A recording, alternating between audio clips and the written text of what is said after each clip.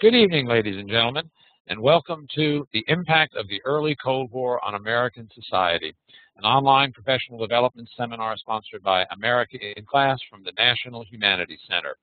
I'm Richard Schramm. I'm the Vice President for Education Programs here at the Humanities Center, and I'll be moderating this evening's session. Before we get underway, let me take a minute to introduce you to the Humanities Center. Many of you have already heard this presentation many times, but for the new people who are with us, let me just say that the Humanities Center is located in Research Triangle Park, North Carolina. We're the country's only independent institute for advanced study in all branches of the humanities. Now that means that we're a private nonprofit organization. We run a fellowship program that brings scholars to the center from this country and abroad to research and write books and articles on topics in the humanities. Disciplines like history, literature and language studies, philosophy, criticism of the arts, that sort of thing. We opened in 1978, and since then about 1,300 scholars have worked here, and 1,300 books have been produced as a result of research done at the Humanities Center. Now, the place looks like an ivory tower, and you might think it is an ivory tower, but it isn't. The founders wanted to reach a wide variety of audiences, and they were particularly interested in reaching teachers. We do that in a number of ways, but you can find out all about the way we reach teachers by going to americainclass.org. And on that website, you will find access to our primary sources, our online seminars, and a new product, our lessons. These focus on just a few primary documents. They follow the new Common Core state standards. They're arranged around framing questions and essential understandings. You'll find online access to a text, a brief background essay, some teaching tips, and more importantly, you'll find key excerpts and discussion questions that you can use in class with your students. In some cases, you'll find a follow-up assignment that you can use for evaluation. Our lessons range from early visual representations of the New World to the cult of domesticity. We're going to be putting up more and more as time goes along, so please check that website out and go to it. I think you'll find it very useful for your teaching of American history and literature. Now, when you go to the America in Class website, if you look up in the corner, which I have bracketed there, you'll find this little funny-looking icon of an octopus. Click on that, and it will take you to this page where you'll be able to order the image you see. It's a poster. We call it Picturing Monopoly. It is a reproduction of The Curse of California, a political cartoon that appeared in a publication called The Wasp in August of 1882. It is carefully annotated, and it is a wonderful teaching tool if you're teaching monopolistic business practices in the late 19th and early 20th centuries. On the back of the poster, you'll find all the information you need to know about America in class. It is free. Please ask for one and tell your colleagues about it. We'd be delighted to send one of our fine posters to you. Now, when the seminar is over, you'll be able to go to the Impact of the Cold War website, the site from which you obtained the readings for the seminar, and there you will find a recording of the presentation and a PowerPoint, and we invite you to plunder the PowerPoint, take the material into your classes. You will also find access to an evaluation form. We ask you to please fill that out. You can do it online, send it back to us. We pay attention to those. They're very important to us and to the people who fund these programs. Once we have received your evaluation, we'll send you a documentation of participation. That will be a letter that you'll be able to present to your local certifying authority to get whatever recertification credit your participation in the seminar warrants. Now, how does the seminar work? Well, it'll be a lecture that will contextualize excerpts from the readings. We'll discuss and analyze those excerpts through discussion, through chat, really. And the way to chat, you can put your cursor in that little box that I've bracketed in green down at the bottom of the screen. That's on the right-hand side of your screen.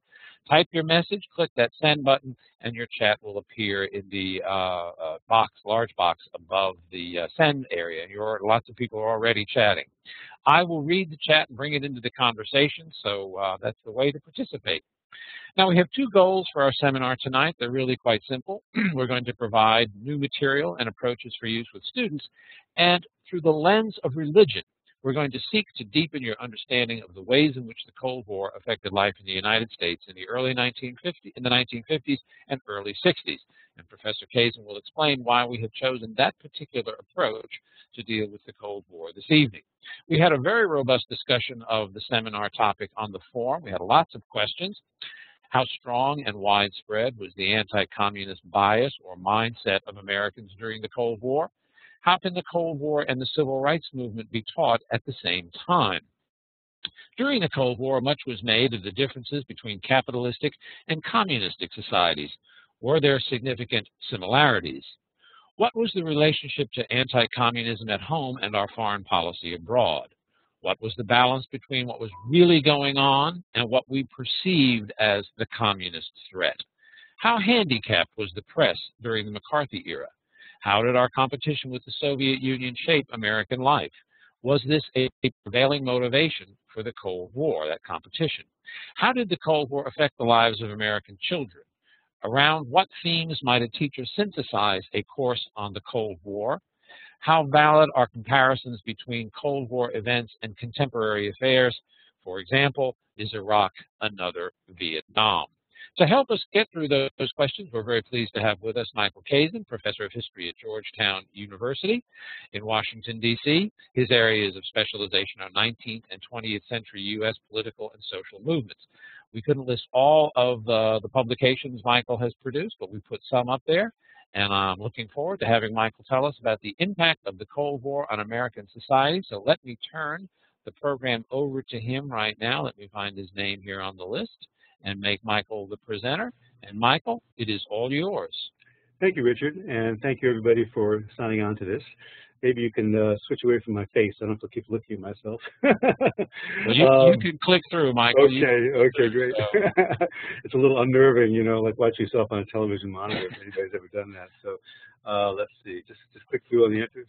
Yep, just click up there on that arrow next to number 19 at the top of the screen. There you go. Okay, good. I mean, he's a good enough looking guy, but I don't want to keep looking at him the whole time. Anyway, there are a lot of subjects. Richard and I talked about how to focus a class like this, a seminar like this. Obviously, the Cold War lasted for 45 years by most reckonings, from the end of World War II, soon after that, until the Berlin Wall came down. And so it's a long period in American history, and it went through a lot of different sub-periods. A lot of different things happened in that period, of course. And I thought it would be interesting, I hope, for you all out there to think about an aspect of the Cold War that we often don't think about, which is what was happening to American religion and the interaction or intersections and in some ways tensions between religion in especially the early Cold War up until the early 1960s and anti-communism and also communism, of course. A little background before we dive into the slides. The period of the late 1940s and 1950s is a period when Americans were going to church in larger numbers than ever before. Pollsters found that more than half the population attended a church or synagogue or a mosque in those years. 90% of Americans told pollsters that they prayed to God and said grace before meals, 90%. This was the period in which President Eisenhower famously said, without God, there could be no American form of government. Recognition of the supreme being is the first and most basic expression of Americanism. So this is a time when, very explicitly for a lot of people, leaders of American society, the President of the United States and many business leaders and other politicians too, really believed that religiosity and Americanism were very tightly joined. And as we'll see as we go through the excerpts, the documents, and the images, this was reflected in debate about the threat of communism itself and how Americans had to respond to that. Also, I think it's important to think about the way in which, because most Americans were devout, one religion or another. Of course, most were then, as they are now, Christian, both Protestants and Catholics and Eastern Orthodox. There's whenever you have a large majority of people in any society, believing in one thing, you also ought to be able to think about it. You should think about a way. What are the divisions here? What kind of tensions are there between this majority belief system? And obviously, one of the tensions was about the civil rights movement, and this is one of the reasons I brought in Martin Luther King Jr., a minister, and also, of course, Billy Graham, the most popular minister in America in the early years of the Cold War, really up until the 1970s and the early 1980s. two towering figures in American history, two towering figures that are often not looked at together and often not looked at in the context of anti-communism. So, and before jumping into the documents, one thing to think about, and maybe have your students think about, is why in this period did Americans were not just so religious, because that's been true throughout American history, but why did American religion become so public and so politicized, I think, in this period? This is a period when both liberals and conservatives were very open or explicit about their belief in a supreme being and how that belief should lead them to certain kinds of political choices. And also, just one other thing to think about is that we think about the early Cold War as a time of prosperity, which it was in America. Middle class was growing. There was very little unemployment. A lot of things were being built all around the country. One of the reasons why so many Americans were church members is because they could actually afford the pew rent, and they could afford to put something in the collection plate every Sunday. And they wanted to be part of this institution and could afford to be part of the institution. But also, there was a lot of insecurity in the country at the time. After all, there was some fear that there'd be another world war, a third world war with the Soviet Union, and it might be a world war that this time the United States would not win. So this fear, this insecurity was, in the early Cold War, was present at the same time, intermingling with the prosperity and the growth of incomes and everything else we think about, the sort of fat and happy 1950s, if you will. So you might want to get your students to think about the different sides of the image of this period, a period in which I was a very young child, and perhaps some of you were as well, and certainly if you were not born then, your parents were alive then, and the grandparents of a lot of students were alive. Mike, we have a comment here. It's easy to get religious after seeing Hiroshima.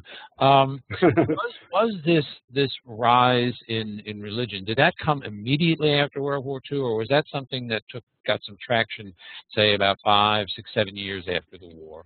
Well, as I said before, I've written a lot about American religious history, and one of the things, and it's a sensitive topic perhaps to talk about in classrooms, especially public classrooms, because you don't want to offend anybody. But it's just a truth that every historian of the United States recognizes, that America has always been a very religious country. But the idea that religion should be a essential part of politics for everybody is something that I think really takes off more after the war, a lot because of the competition with communism, which of course is always seen as the godless faith.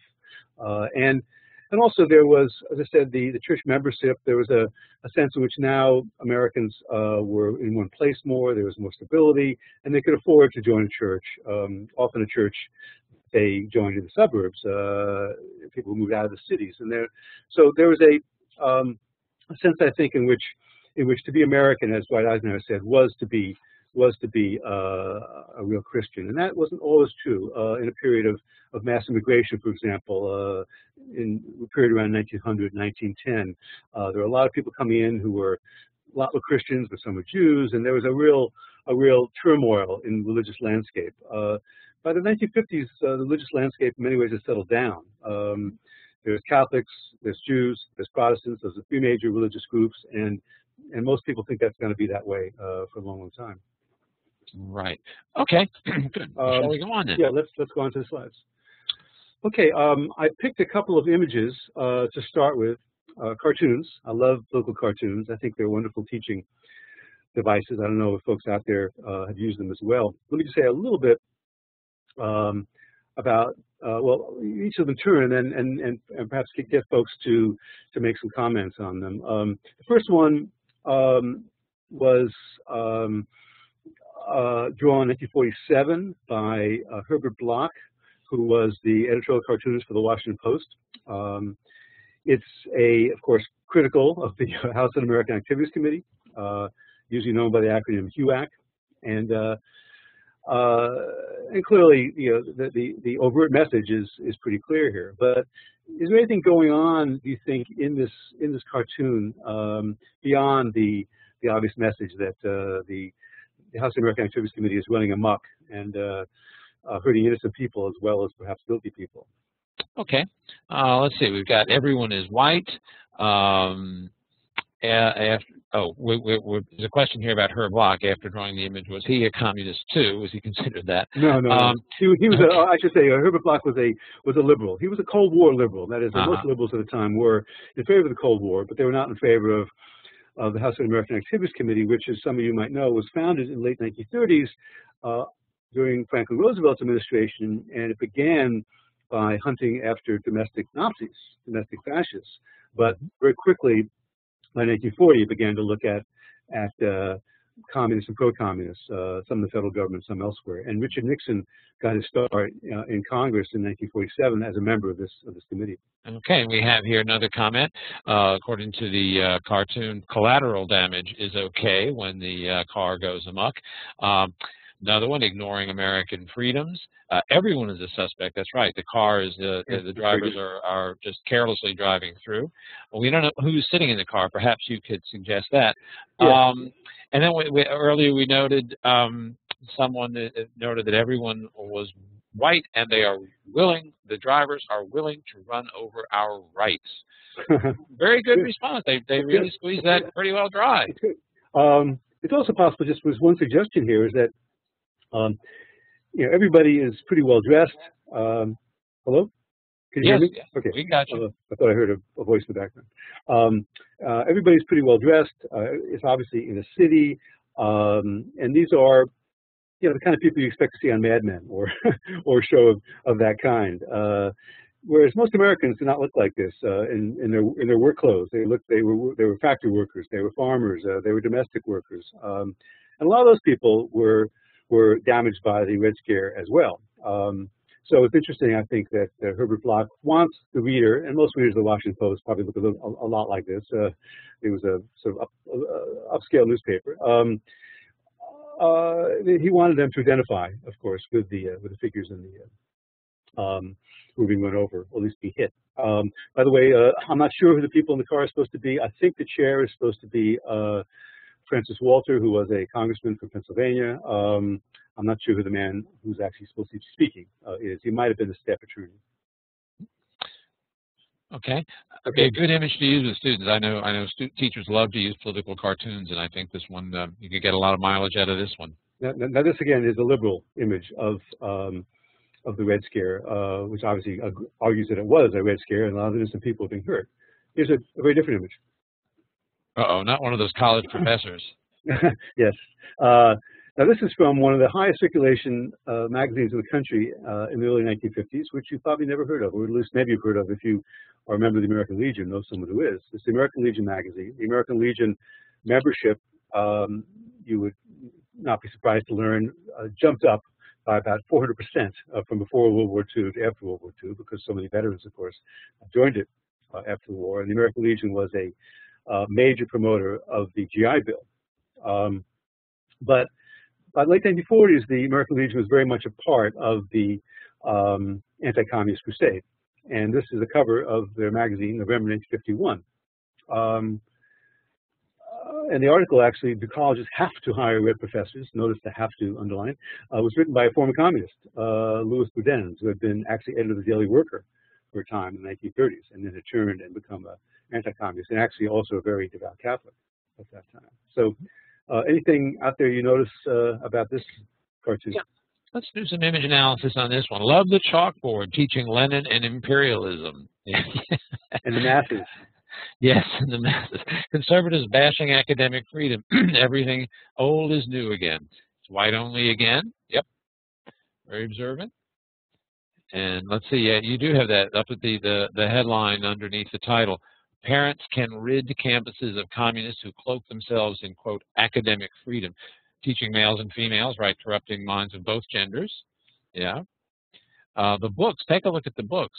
Got Revolt, Yeah. Americanism. So American Legion wants college education for veterans, but it wants to control that education. And also, this is a time when, as many of you know, that there was a lively debate. First of all, the Korean War was going on, so that's an important part of the context about the the Red Scare, that clearly the United States was fighting communists. This was the first time the United States had fought a war against communists, and the war wasn't going so well. It was stalemated by the fall of 1951. And so this is one of the reasons why people like Joe McCarthy became pretty popular, is because they were, there was a search for how could we be losing a war to this peasant country, and how could we have, quote, lost China, the largest country in the world in terms of population, to the communists. So there was, again, the insecurity was very strong. Notice the word Asia is up there on the top, very close to his. And notice something else. He's wearing a bow tie. In the 1950s, I mean, high school students are very sensitive to clothing, of course. We all are, but especially high school students are. Who's wearing what, who's got the latest styles, et cetera, who doesn't, who looks nerdy, et cetera. And wearing a bow tie back then was a clear sign that you were at least a liberal, if not far to the left. It was an egghead thing to do. It was only intellectuals wore bow ties. I also like the body language of the professor. I mean, that hand out there in that kind of nonchalant way, and then the kind of authoritarian hunching of the shoulders and the curling of the lip. I mean, I don't know who did the artwork for this, but they were pretty good. Yeah. I think it was the same. I checked the artist. I forget his name. He's the same artist who did a lot of covers for Saturday Evening Post. Yeah, it has that kind of post quality to it. Yeah. And also, you might mention to students, if you show this image, that magazines of this kind were very, very important in American culture at the time. Millions of people subscribed to Life magazine, Reader's Digest, Time magazine. The covers of these magazines were very, very important sort of cultural markers at the time. There were front-page stories about who the person of the year or the man of the year was for Time magazine every year. So magazines, especially magazines with pictures like this one, had a importance in American culture that they no longer have, of course, in the age of the internet. Okay, why don't we dive into the unless there's comments? Any other comments about this? I think you could, yes, back when people could still read. Well, maybe that's true. I think this would be another good image. You could put these up side by side, the two images we just seen, and really be useful in class. Oh, just one more thing. Notice the American Legion is looking to parents to do this work, not to, say, anti-communist students, or not to other professors, or not to trustees, but to parents. This still is a time when colleges were supposed to enforce what was called in loco parentis. That is, they're supposed to be in the place of the parents. Not just high schools, of course, but colleges as well. So it's up to the parents to do something about this. And we have a very interesting comment here. This would sit on the coffee table and generate living room conversation. That's true, because these magazines, they were larger. They were large format magazines, and they weren't displayed, but they were there. You couldn't miss them when they were sitting in a living room or a den. That's true. And I think I have the number somewhere. I should look it up. You can look it up easily on the internet. I think the American Legion had something like 10 million members at that time, and every member got a copy of this magazine. So you can see there's a subscription on the bottom somewhere in Bowling Green, Kentucky. Yeah. Okay, let's move on.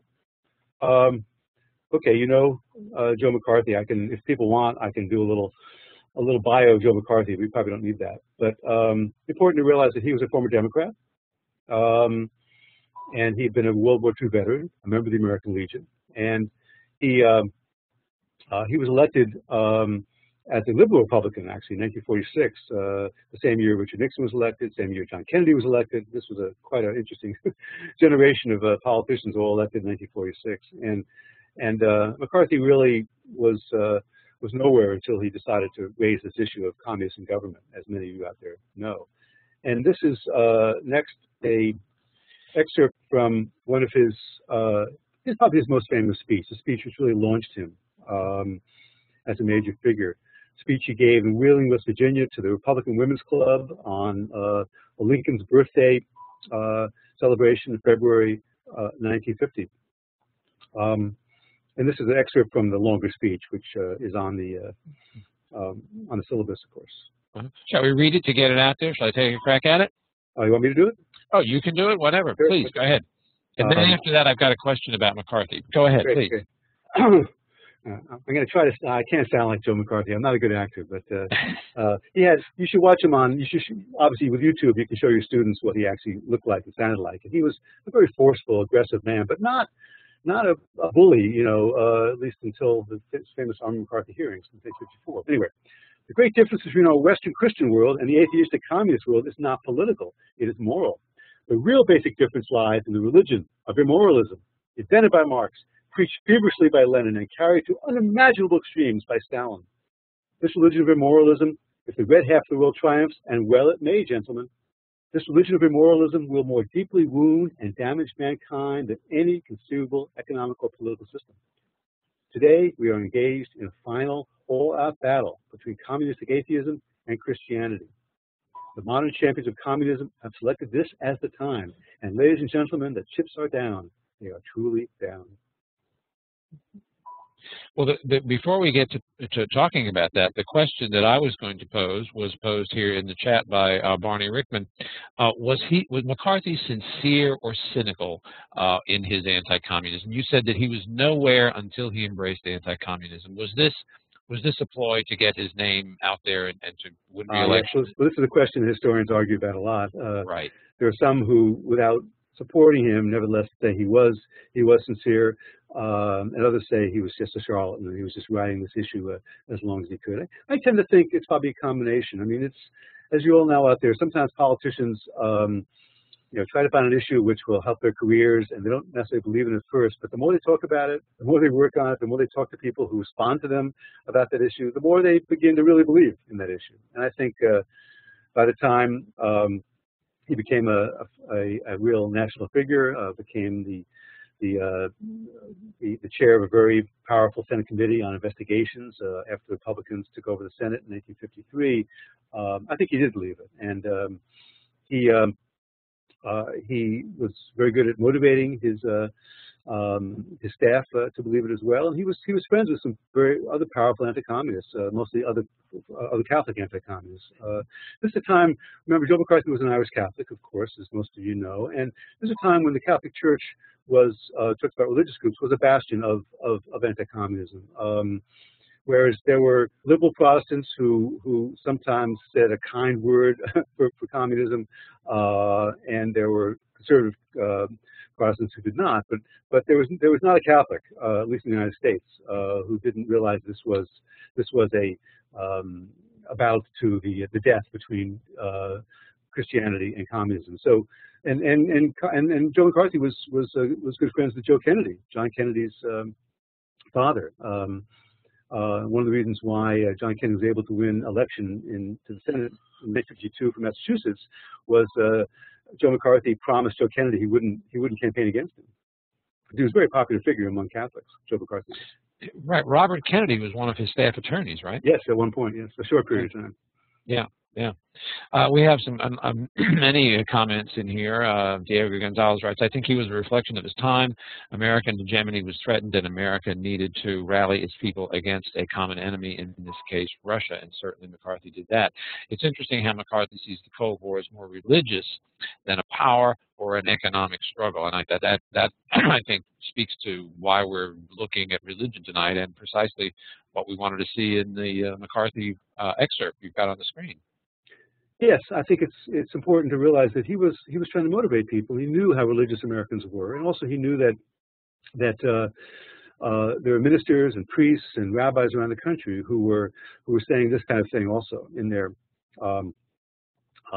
sermons on Saturday or Sunday, depending on when your Sabbath is, and so he was finding an echo. He was finding an echo here, and of course, the Pope was saying some of those kinds of things.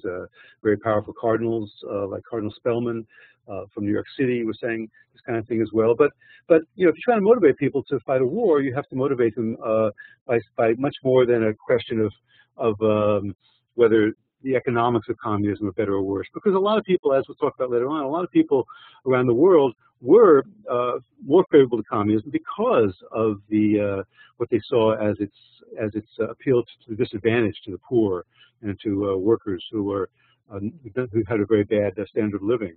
Whereas if you pitch anti-communism on the religious level, then you're talking about a basic moral question: what drives people, and what kind of you know, relationships do people have with their fellow men and women, and that raises it to a higher level. Mm-hmm. Yeah, if you encapsulate it in religion, you're talking about two fundamental worldviews. Whereas if you just make it an economic struggle, it's Right. you know, how do you make and sell things? Right, and there was a fear, and this again goes to the insecurity I mentioned again. Even though America was a very prosperous country at this time, more prosperous and the prosperity more equally shared probably any other time in American history, nevertheless, there was a fear that communism was gaining.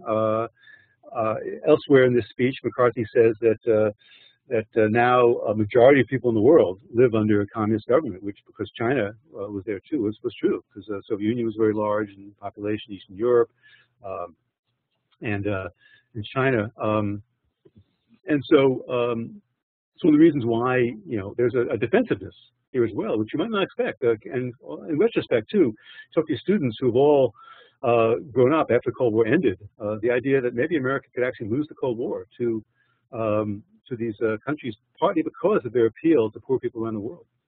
Mm-hmm. Barbara Markham has raised the name of Whittaker Chambers. Good. Who spoke about religion? What was his relationship, if any, to McCarthy? You may just spend a few seconds telling us who Whittaker Chambers was, to refresh our memories.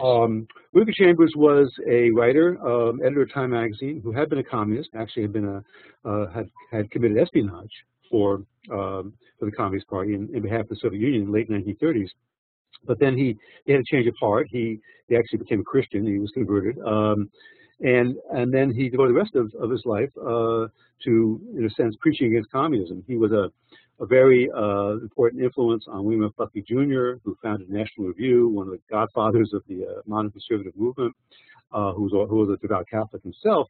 And Chambers wrote a very popular book among conservatives, popular book in general, called Witness, where he talked about how he had changed worlds, and he saw the horror, the immorality, the atheism of communism, because he'd been a member.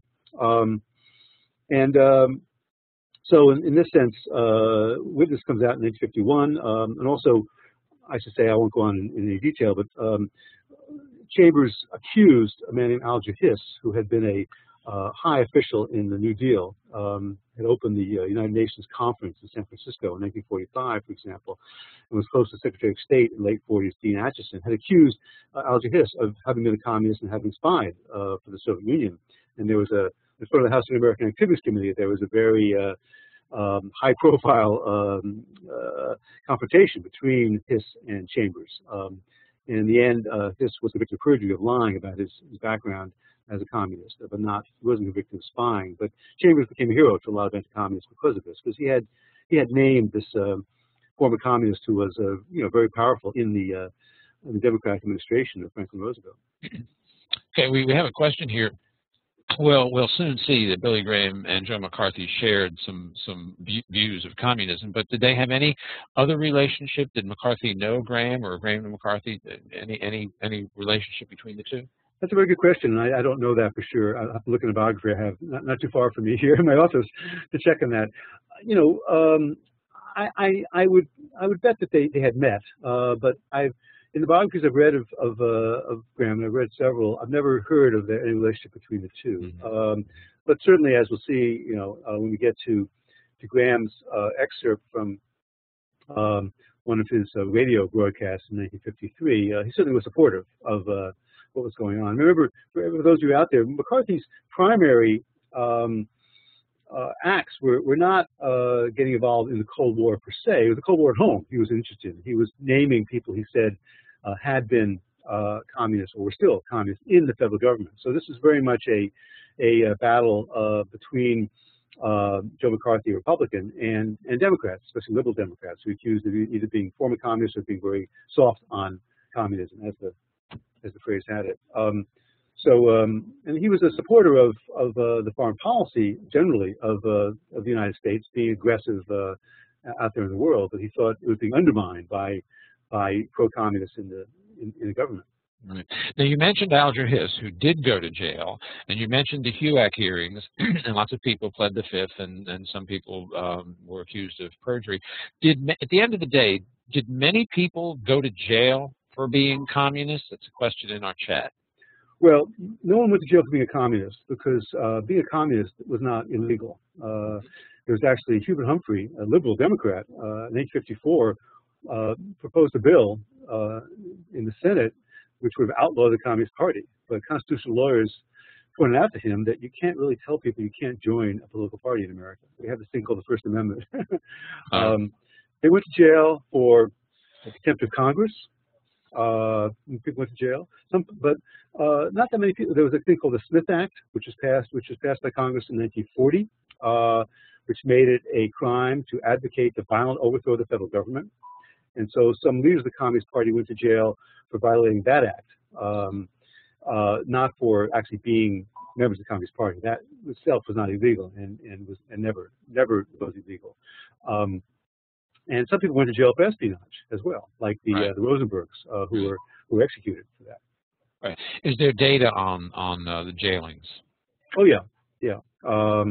There's various sources of that. I mean, the greater impact of the Red Scare was not people going to jail, but people losing their jobs.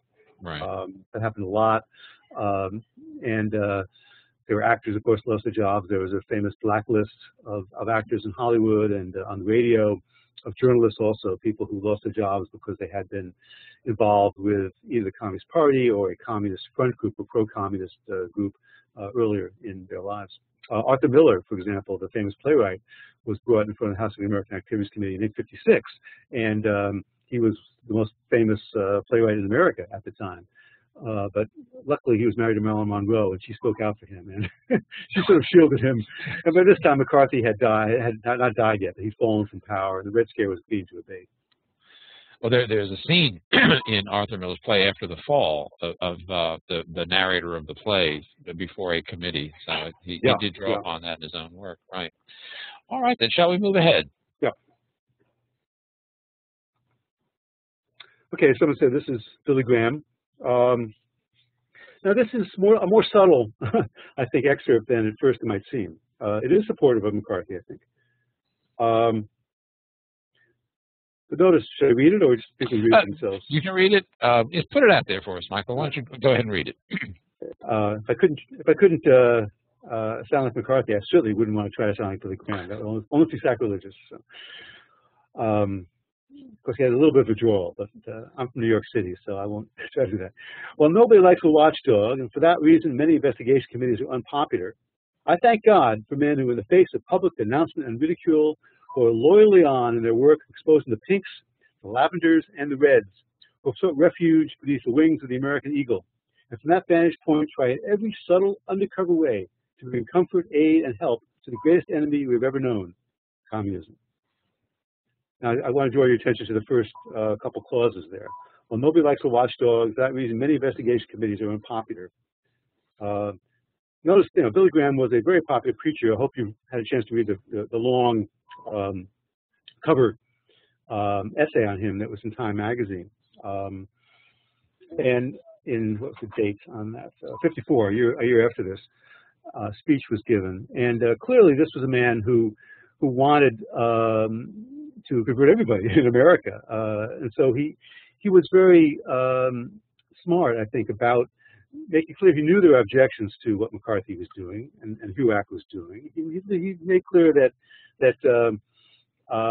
he supported the impulse, he supported the end, but not necessarily all the means.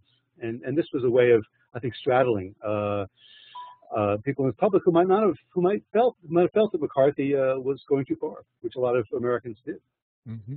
We have some good comments here about the pinks and the lavenders and the gays. We have, let's see, where's that one? I can't. DC Zimmer notes the pinks, the lavenders sounds like girls' clubs in Greece. But there is a question.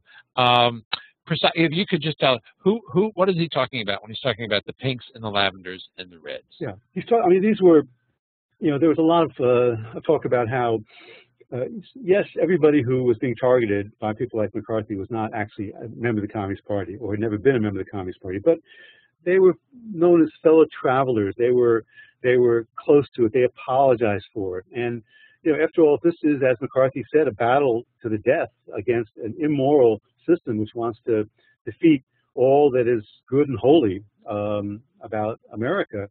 Then you can't compromise with the devil. Can't compromise with absolute evil. And so people who are who take some communist positions or take positions that sound like communism or work with communists or had worked with communists. As pinks and lavenders are different shades of red, of course. Well, lavender is a shade of purple, but you know, in other words, people often call pinkos. That was a term that was used a lot in the late 40s and early 50s. What they meant by that was somebody who was a little too liberal, you know, a little too friendly with the communists. Maybe talked about, well, the U.S. and Soviet Union might be friends someday. We were friends in World War II. Why can't we keep being friends?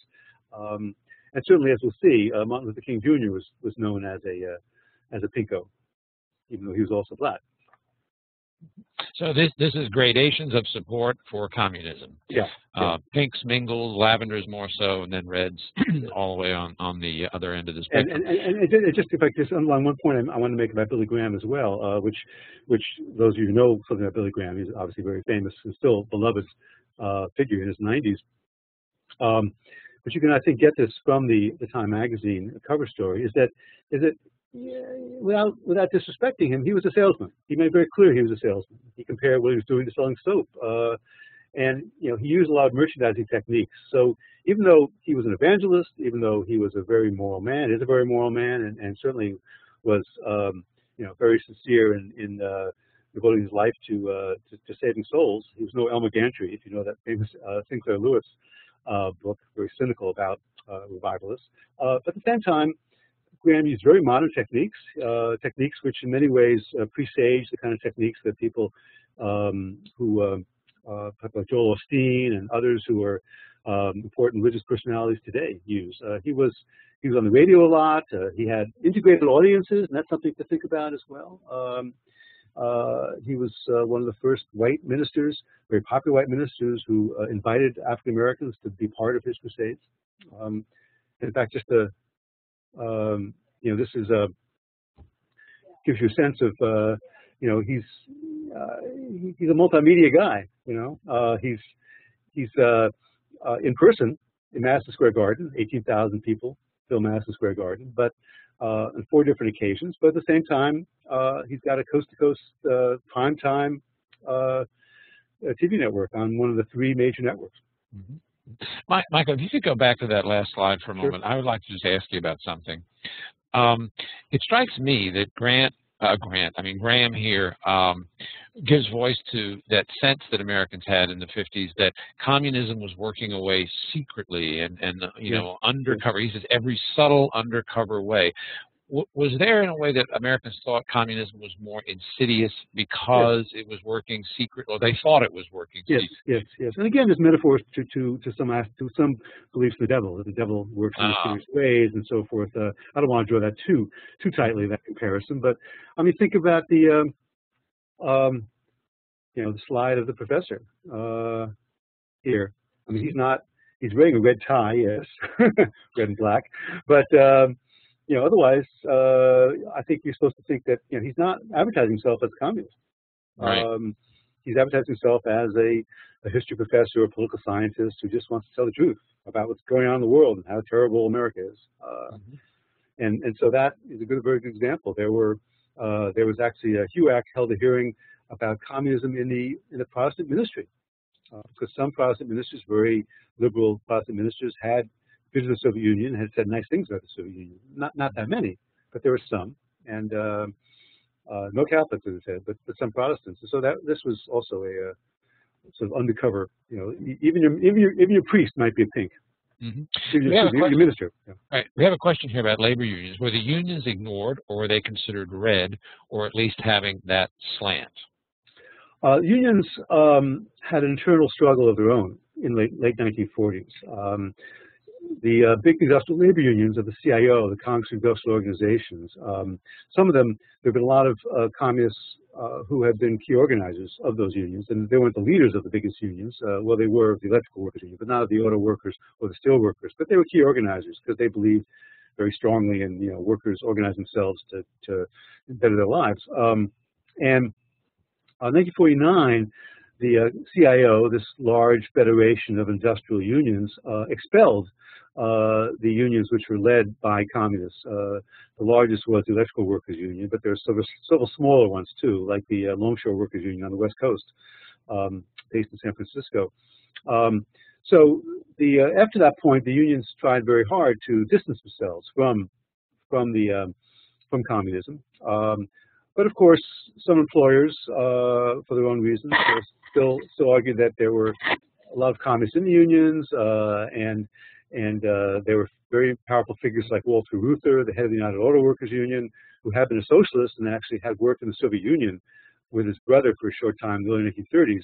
Even though he was never a communist, he had been a member of the Socialist Party, which is an anti-communist left-wing party, and he was a very powerful figure. And Barry Goldwater, the very important conservative presidential candidate for the Republican Party in 1964, got his political start in Arizona by running against Reuther socialism, as he called it.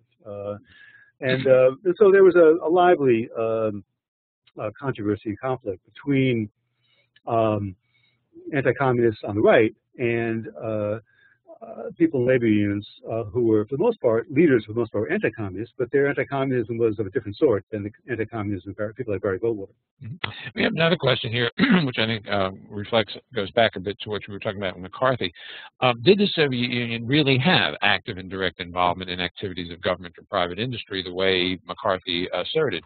That would have provided evidence for the anti-communist movements and beliefs. So when McCarthy held up that sheet of paper and he said he has the names of, what was it, 200 or something people in the State Department. He kept changing it, but yeah. Yeah, he did. Well, had communists infiltrated really government and labor unions and so forth to the extent that we thought? Or well, I'll be very. It's a huge issue, of course. I'll be very brief about that. In the 1930s, the heyday of the Communist Party of the United States was the 1930s and during World War II.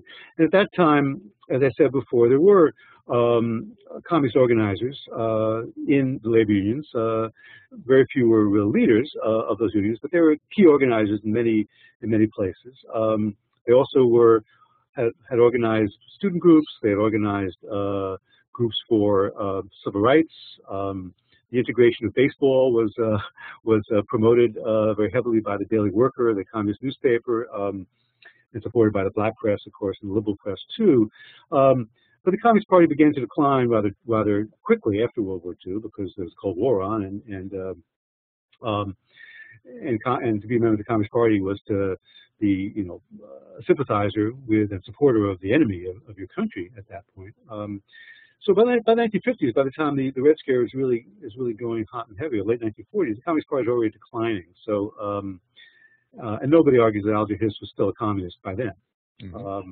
But of course, when there's, as I said before, a fear that the enemy of the United States, the enemy of good religious Americans, is gaining in the world, it's not surprising that people couldn't figure out why this was happening. There must be some support for it within the centers of power. And there's also something else which is important to realize too, which is part of McCarthy's appeal, and to a certain degree Graham's appeal too, was sort of populist, if you will, small p populist. That is, Alger Hiss had gone to Johns Hopkins, elite college. The Secretary of State, Dean Acheson, spoke with a British accent. There was a sense in which sort of elite Americans, intellectual Americans especially, people who've gone to fancy colleges, Ivy League colleges, were more prone to be traitors than others. Okay, two quick questions, and let's get back then to Billy Graham. I want to get to Graham, and I want to get to King too in that conference. Okay, certainly. But now, were both political parties equally vigilant regarding communism at the time? I think they were, yes. Of course, Republicans often thought Democrats were not vigilant enough. That was McCarthy's charge. McCarthy said he talked about 20 years of treason from 1933, when Franklin Roosevelt was elected, and 1953, when Harry Truman finally, when the last Democratic president, after 20 years of Democratic presidents, the last Democratic president left office, and the first Republican president, 20 years, took over. So everyone knew what he meant by that.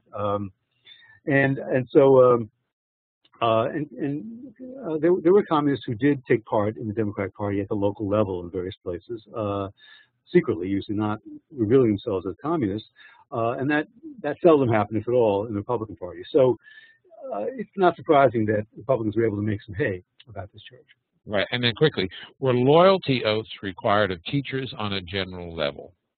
Yes, in many states they were. Now, of course, you didn't have to prove your loyalty; you just had to sign the oath. So Some people refused to sign them and were fired, including in states you now think of as very liberal, like California, which had a very strict loyalty oath. And some people refused to sign it and were fired 2 days later. Okay, well. And they just later on, the Supreme Court said that these are unconstitutional, but it took the court a while to come to that. Okay, well, let's move on then to Billy Graham, back to Billy Graham, and then on to Martin Luther King. When you click through, there we go. Yeah. There we go. Okay, well, actually, this is a picture that, if you're not familiar with the biographies of these two men, might surprise you. These two men were not close friends, but they were friendly. King actually appeared at one of Graham's crusades at one point. King was very laudatory of the fact that, as I said before, Graham insisted on having integrated audiences at his crusades. His entourage of his choir was interracial. This is Graham's, and so this was pretty rare because it was famously said that the most segregated time in American society is 10 a.m. on a Sunday morning. And but at Graham's crusades, these huge affairs, Americans could see, many of them for the first time in their lives, black and white people worshiping together, making decisions for Christ together. So this was something which King was very was glad about, and he lauded Graham for that. And Graham said some sort of vaguely positive things about civil rights, as you might expect, given the fact he wanted his audiences to be integrated. But he didn't believe that civil rights laws were going to change that much. He believed that people have to change in their hearts. The laws couldn't do much to change people's hearts, and that was actually very similar to Dwight Eisenhower's belief. Well, that I think you just addressed the question that came up in the chat. Was Graham active in the civil rights movement? You were saying no, he was kind of a sympathizer, a supporter, but he really wasn't active in it. No, he was not. Yeah. The article that we read talks about how his experience was at Wheaton College. Yes. Was transformative for him. Because he came from the South. He came from North Carolina, of course. Right. And so he brought the sort of traditional Southern views on race with him, but Wheaton changed him. Could you just comment on that for a moment? Yeah, Wheaton still is a Protestant, evangelical Protestant college, a very distinguished one in Illinois. And like a lot of Southerners who come to at the time who came to the north and spent large amounts of time there, they came into contact with very different views among Christians about this. There was a huge battle, which you can read about in many books, among others, Taylor Branch's wonderful 3-volume biography and history of the King years, as he calls it, which is one of the really great. It's a great book because it, among other things, really puts religion front and center in the struggle over race and racial equality in America in the 50s and the 60s. There were a lot of evangelical Protestants in the North who were very uncomfortable with the fact that their brethren in the South, and often their brethren in the North too, were preaching, or at least following, segregationist doctrines, and were preaching that whites were superior to blacks. And this troubled him because he thought the Gospels were true, that he was his brother's keeper, and he didn't believe that this separation was good for America, was good for Christianity. Now, would he have come to that belief if he stayed in the South? It's hard to say. There were, of course, white Christians in the South who were very much part of the civil rights movement and suffered as part of it, went to jail as part of that movement as well. Mm-hmm. How much of Graham's attitude toward race relations in this country was motivated, do you think, by the fact that Jim Crow made the United States look bad abroad? That's a very good question, and there's an interesting several books that historians have written recently about how important it was that for both Dwight Eisenhower and John Kennedy, and certainly Lyndon Johnson too, that they were, to the degree they supported civil rights. Part of that reason was because it was embarrassing for communists around the world to be saying, oh, America talks about how it's a freedom and equality, but in fact, look what people are beaten for denying the right to vote in the South, wanting to sit in the front of buses and so forth.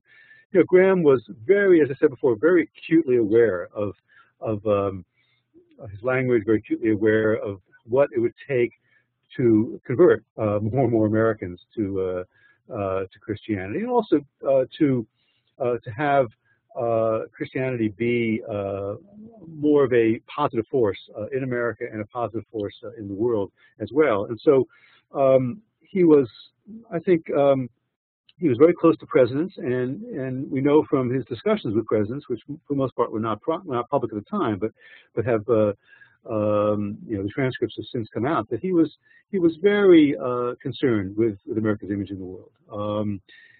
In terms of wars abroad as much, and military intervention abroad as much as civil rights, but that concerned him as well. Mm-hmm. Okay, so go on? Yeah, sure. Let's go. Okay, now here's King. Now, everybody out there probably assigns portions of the I Have a Dream speech, or at least, plays portions of it. I'd be curious, if there's time to find out how King is taught in schools. He certainly was taught in my children's schools in Maryland, but continues to be, I'm sure, on the holiday, around the holiday, if not other times. But I wonder how much is done with his religion, and how much is done with the connection between his religion and his activism. Well, let's put that out there. We have 37 teachers on the line here. When you teach King, is he pretty much a civil rights figure, or do you see him as a minister? I mean, how do you teach Martin Luther King when you encounter him in your classes? Civil rights only, okay? And any other civil rights only? I think that's civil rights leader. So yeah, I think mostly in the context of civil rights, Michael. Yes. Well, I think that's a shame. I know it's a sensitive subject, but let me just say, this is a speech King gave early in the Montgomery bus boycott, which people know about, I assume, in 1955. Of course, he's only 27 years old at the time. And fairly new in town, as most of you know. And he's speaking in a church, and churches. One thing you might mention to your students is the civil rights movement met in churches, and a lot of civil rights leaders were ministers or very devout Christian laymen and laywomen. That was because of very deep beliefs, but also churches were perhaps the only and often the only free space in the South where Black people could meet and talk about their grievances, about racism and Jim Crow, without being afraid, most of the time at least, that they'd be bothered. They couldn't do that in the workplace. They couldn't find a meeting hall to do that. So it's important, I think, to think about churches in a larger social context as well.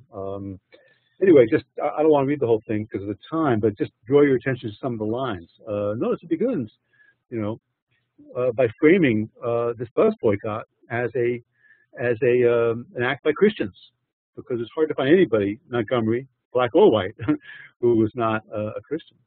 We believe in the Christian religion. We believe in the teachings of Jesus, and then he talks immediately about how the only weapon we have is protest. And notice his anti-communism in the next paragraph. It's the glory of our democracy to be able to protest. You can't do this if you're a communist. So think about the difference between the anti-communism of Joe McCarthy, a devout Catholic, of Billy Graham, a devout Protestant, who argue that this is a war against communism. We have to gird ourselves to find the communists in our midst, the pro-communists in our midst, who often are protesting about things in America they don't like, the Pinks, for example. Whereas King, this minister in Alabama, is saying the whole point of being an American is that you can do what you can't do in a communist country. But he's, again, framing it in religious terms. And then lines which are probably famous, you've all probably heard out there. If we're wrong, the Supreme Court of this nation is wrong. If we're wrong, the Constitution of the United States is wrong. If we are wrong, God Almighty is wrong. This is something you expect to hear from a Christian conservative today, right? Not something you expect to hear from a left-wing activist, which is what Martin Luther King was.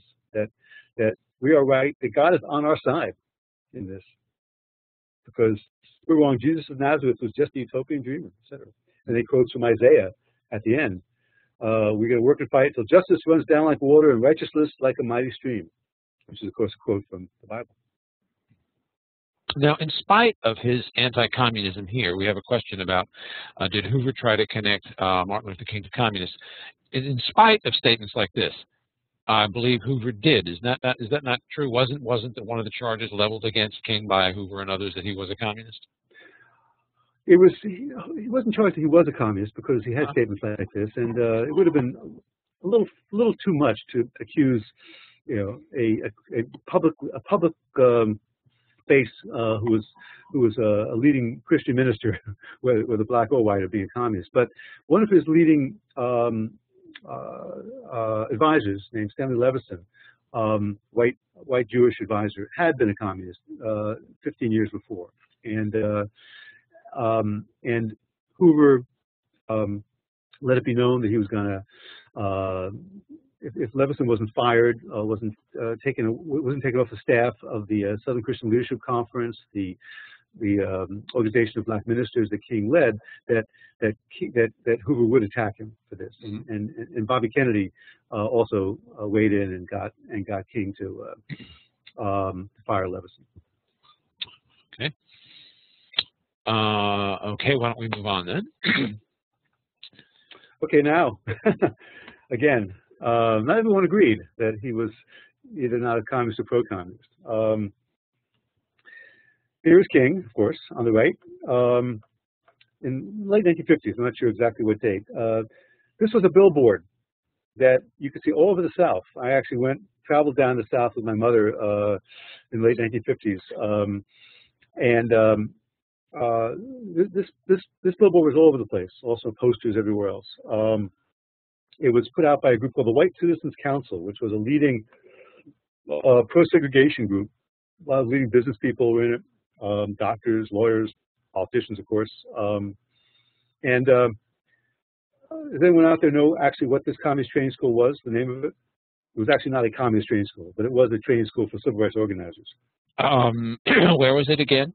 Did you say? I just thought maybe someone out there who's from this area might know. It was in East Tennessee, a place called the Highlander Folk School. Anybody from Tennessee out there? I don't know. The Highlander Folk School. Barney Rickman has noted that it was Highlander. So yeah, Highlander. Highlander Folk School was actually begun in the 1930s as a place to train union organizers in the South. Again, a free space in the mountains, and a lot of Christian songs were sung there.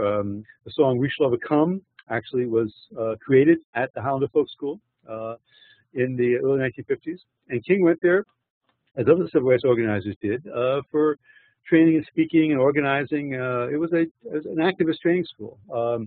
But in the South, if you were working for civil rights and you hung out with people who were not avid anti-communists, it could be assumed you were a communist. So notice he's there. And if you look over, the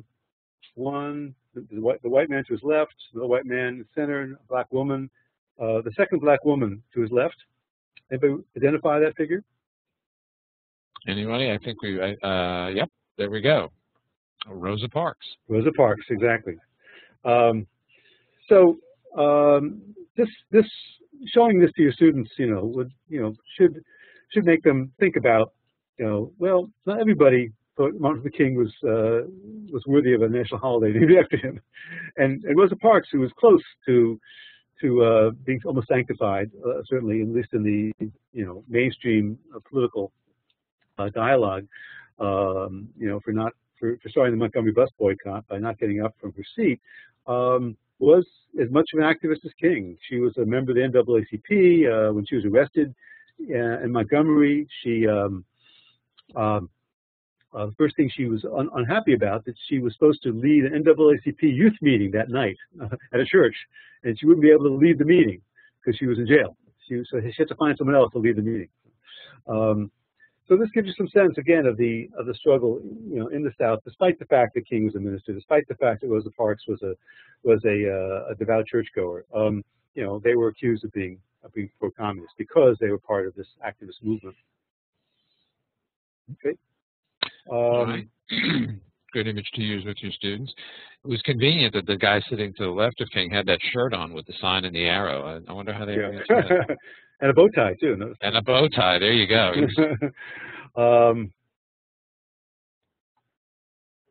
Okay, this is a little later. Again, this is King giving a speech. We've got the whole document there. Trying to remember where he gave a speech. I can find it on my.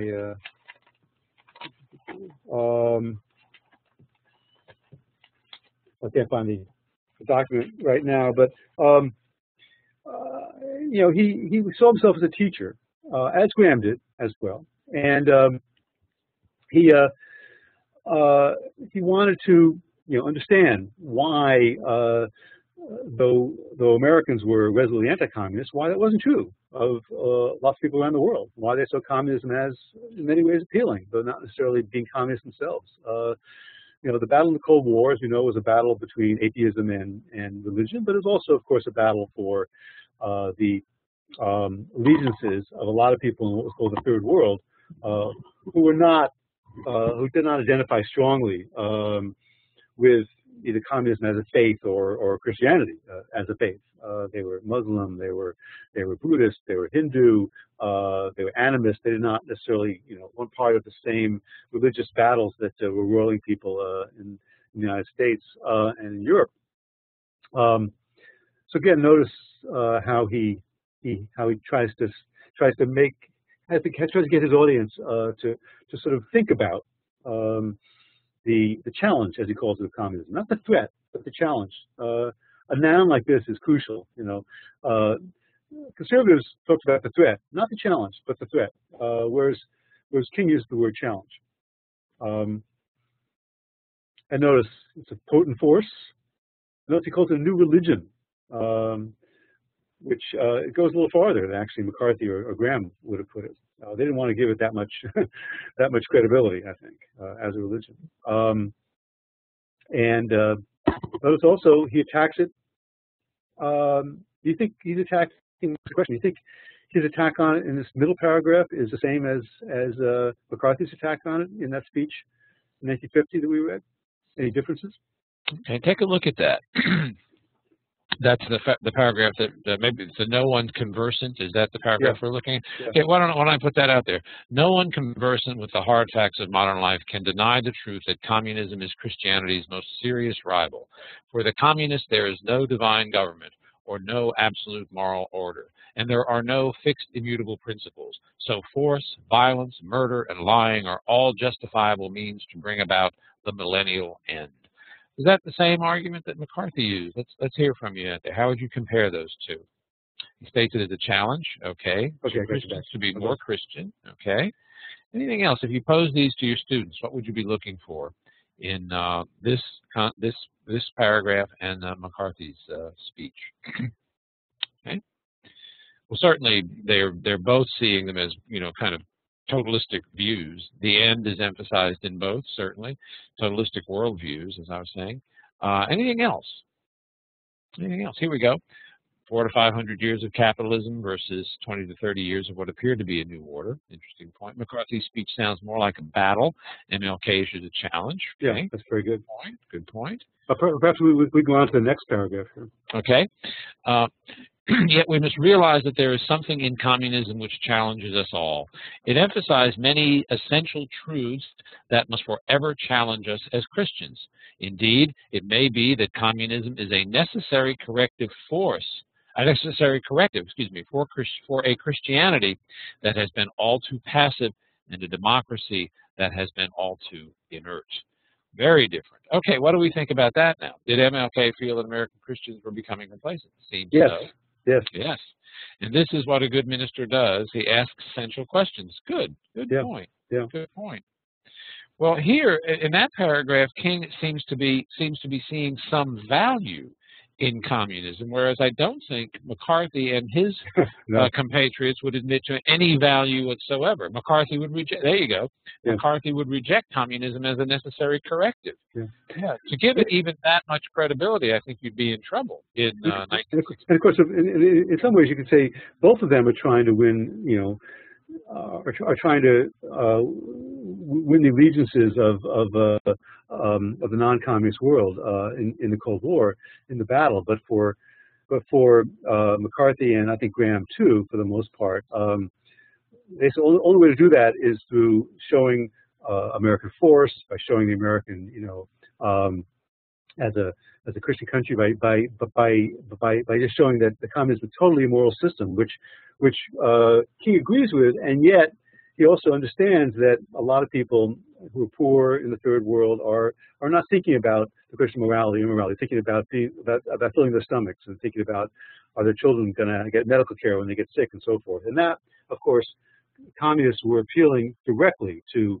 that question of economic injustice, which social injustice, which King talks about. Mm-hmm. Mm-hmm. It's the same language and the same kind of appeal which got King called a pro-communist by people who made that billboard that I showed a few minutes ago. Mm-hmm. Yeah, we have another teacher noting that communism is trying to get to some of the same ends that Christianity does, but without God. And I think that's the point that King makes in the very last paragraph when he talks about challenging us to be more concerned about social justice. Communism raises those issues of poverty, hardship, and underprivilege, and being underprivileged. Yeah, I wonder if I can pose a question to people Sure. out there. What would it be difficult to teach about King as a minister, as a person who was preaching what we would call a social gospel, and that you really can't separate him from his religion any more than you can separate Malcolm X from the fact that he converted to Islam? Yeah. Let's pose that question, because one of the questions in the forum was, how can the Cold War and the Civil Rights Movement be taught at the same time? So do you think it could be? You wouldn't be talking about his theology. You wouldn't be, promoting Christianity or any particular religion. You'd be talking about the way he brought together, liberation theology, the way he brought together theology and anti-communism. So one person always speaks of Reverend Dr. Martin Luther King Jr. How might that fly in your classes? I think it's very interesting that MLK in this 1962 document did raise the unequal distribution of wealth question. Well, that gets to one of the other questions in our forum. One of the questions in the forum was around what themes might a teacher synthesize a course on the Cold War. Mm-hmm. And I think if you could handle it in your classrooms, this theme of religion that Michael is putting out tonight might be an excellent organizing theme. Yeah, you can ask how religion changed, how the role of religion changed. Whether again, it gets sensitive. In labor unions, there used to be a rule: you can't talk about religion or politics. Yeah. But it's, as you all know out there as teachers, if you don't talk about American religion, you're not really talking about American history. Right. You can't talk about. Someone mentioned earlier in the comment I saw Lincoln's speeches, especially his second inaugural. One of the great speeches in American history, chiseled on the wall of the Lincoln Memorial. Of course, everybody reads it when they go there, and at least half the speech is comments about about religion and the Civil War, so if our greatest president, most people argue our greatest president, many of his speeches, especially I think his greatest speech, his second inaugural, was worrying about whether God was on our side or whose side he was on.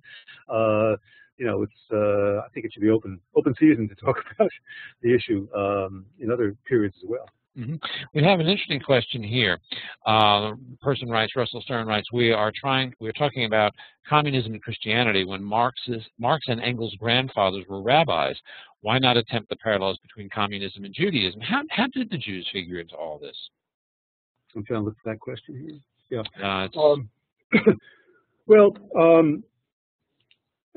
When the Communist Party was strong, it's fair to say that Jews were overrepresented in it. Hard to know how many, perhaps 35 to 40% of the members of the Communist Party at its height were Jewish. This was a lot of people whose backgrounds were in Russia, in Lithuania, and places where, of course, the Bolshevik Revolution had taken place.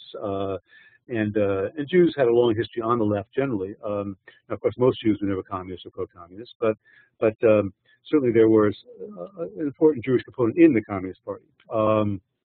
But during the Cold War, rabbis took pains, of course, to separate themselves from this, but still, most Jews were liberal, and there were Jews, important rabbis like Abraham Joshua Heschel, Heschel, who was very close to Martin Luther King Jr.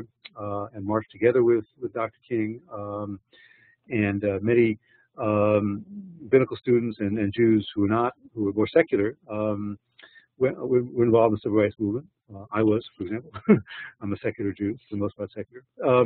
So Jews were overrepresented, I think, in the movement, and they were often accused of being soft on communism. And some of the anti-Semitism in America, which was waning in strength by the 1950s, was not that strong by then.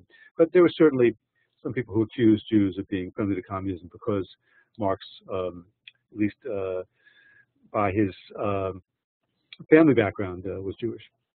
Mm-hmm. Okay, well then shall we move on then? Sure, sure. I want to save time for some of the other questions too. Sure. The 4 questions. We have about 14 minutes left, I think. Yep.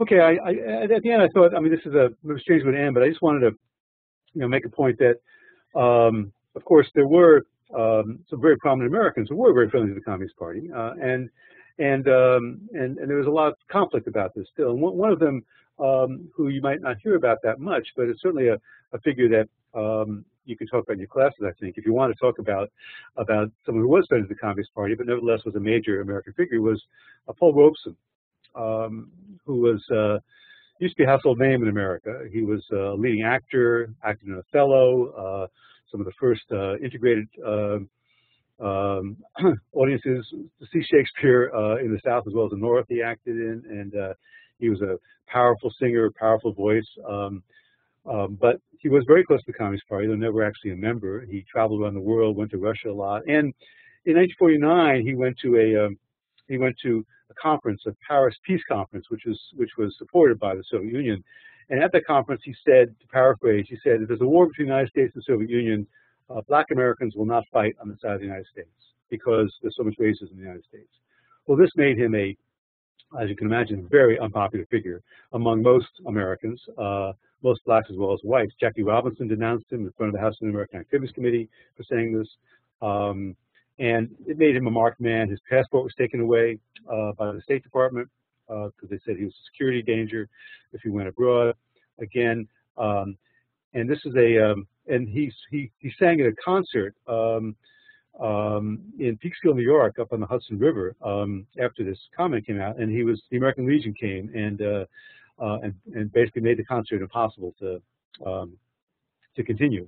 And then a few months later, together with a lot of veterans, left-wing veterans, you see them in their campaign hats in the pictures, he gave this concert. But he was never as famous and as well thought of again. And then to move on to the excerpt here, he was brought in front of the House American Activities Committee, and notice this is not directly on the issue of Christianity, but it does go to the issue of Americanism, where he's jousting with the chair of HUAC, named Francis Walter, who was from Steeltown in Pennsylvania, who was a devout Catholic actually, and Robeson is trying to get his passport back, and he's basically saying, "Look, I'm as much American as you are. Look, my ancestors baked bread for George Washington's troops. My father was a slave," and so forth. So this is an attempt, which was very much part of the Cold War, I think, of even people who were far off on the left in American society, as certainly Robeson was at the time. They still want to identify themselves with Americanism, still want to identify themselves with the flag, with American history, with the American Revolution, for that matter, with George Washington, who of course was a slave master. So this gives you a sense, I think, of how we often talk about the 50s as a consensus period, the early Cold War as a consensus period. It gives you some sense of, I think, even someone who's defending the Soviet Union, who's saying that he will not attack the Soviet Union. It made, for the first time when he went there, it made him feel like a human being because he believed no racism there. And yet, he's also identifying with American traditions. In fact, another part of this document, if you read it, he's talking about football, because he was a former football player, Robeson was, at Rutgers University in New Jersey. Walter came from a town not far from Pittsburgh. So they're talking about, you know, football in Pennsylvania. Much in the news these days, actually. Penn State, what's going on there. But anyway, so this, you know, I wanted to sort of bring in a figure like Robeson, who actually was pro-communist, unlike King, even though they're all you know, put together there. Mm-hmm. Michael, if we could go back to the Robeson image that we had in the previous slide. Someone has asked about the woman on the left. Could she be identified? No, identify any of these people? No? Okay. One of the things that communists and pro-communists too supported and believed an important part of their appeal. They tried to appeal to Americans was to say we're for peace, we're for the wartime alliance between the Soviet Union and the United States continuing. The Cold War, they believe, was the Americans' fault, that Stalin didn't really want a Cold War, and you know, historians realize this is based on a lot of falsehoods. But nevertheless, this was so. Peace, no war is a way of ban the bomb, ban the atomic bomb. You know, at the time, the United States had a preponderance of nuclear weapons, so the Soviet Union, not surprisingly, wanted to try to ban the bomb because that would put the two powers on a more equal basis, and the Soviet Union actually had a larger conventional military than the United States did at that time. Is the Communist Party still illegal? Someone asked. Again, let me emphasize, the Communist Party was never illegal in the United States because of the First Amendment. Free assembly, that clause in the First Amendment. Constitutionally, it was not possible, at least the argument was made, I think, successfully, that it was not possible to make actual membership in the Communist Party illegal. But if you advocated violently overthrowing the United States government, as the Communist Party in its official doctrine did, then you could be put in jail for that based on an act that was passed by Congress in 1940 called the Smith Act. Michael, I noticed this comment by right. Felipe. No, that's certainly true. One of the things the communists were known for was an integrated party, integrated movements, believing in racial integration. And in the South, and some parts of the North too, this was seen as something, if the communists were for it, it must be a bad thing. Right. Now, picking up on what Felipe is asking there, this image that we're looking at now, this is an illustration. It's not a photograph, is it? No, it's an illustration, based on the second rally that Robeson appeared at, where he was able to sing in Peekskill, New York. It was not broken up by I think you have to be called thugs from the American Legion. Yeah, it has a very Norman Rockwell quality to it. And not surprisingly, again, the communists chose artists who were you know, in the American mainstream. And you know, there were a lot of I talked about this in my my newest book, which was not mentioned, called American Dreamers: How the Left Changed a Nation. How there were a lot of artists and writers who were you know, not communists, but were often affiliated with groups that were close to the Communist Party, a movement called the Popular Front that some people out there might have heard of, people like Dr. Seuss, people like John Steinbeck, people like Willie Guthrie, who were obviously very important figures in American culture. Okay, well, we have come, I believe we've come to the last slide here. Let me take over. We have it indeed. That was the Robeson slide there before the HUAC was his last one. So we have some time, Michael. If we could go to the questions in the forum. Sure. You've addressed some of them. Here was one really interesting question that teachers might be able to get some mileage with their students. How did the Cold War affect the lives of American children? Anything specific about that? Yeah, that's a very good question. And here we have from Ruth Mills. She's saying, I'm a child of the 50s and 60s. So she probably could answer that question as well as I could, I suppose. I am too. I was born in 1948, so I'm even older than Ruth. No offense, Ruth. I was born in 46, so I'm older than you. Yeah, so, you know, I think it's actually not, there's people just beginning to do research on this, believe it or not. So one of the newest fields in history generally is history of children, and people are doing more and more studies about children's lives, their culture, their work, because of course, from a lot of American history, children worked, and still do in some places. Well, some of the most obvious stuff, and I'm sure you've all probably talked about this in your classes, there were fallout drills. You were supposed to go to the basement or get under your desk, and there's a famous duck and cover ads that were made, public service announcements, and children were taught to be aware of the possibilities.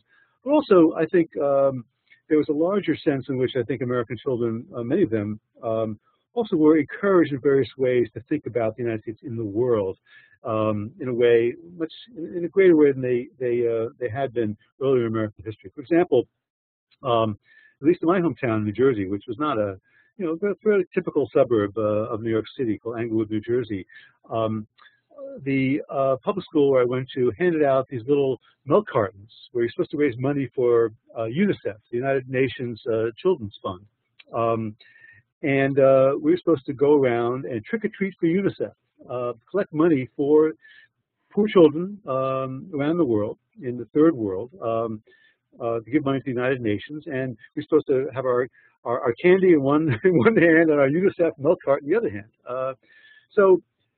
Now, of course, I'm sure in conservative sections of the country where people didn't like the United Nations very much, and this was beginning to happen in some parts of the country, they didn't do that.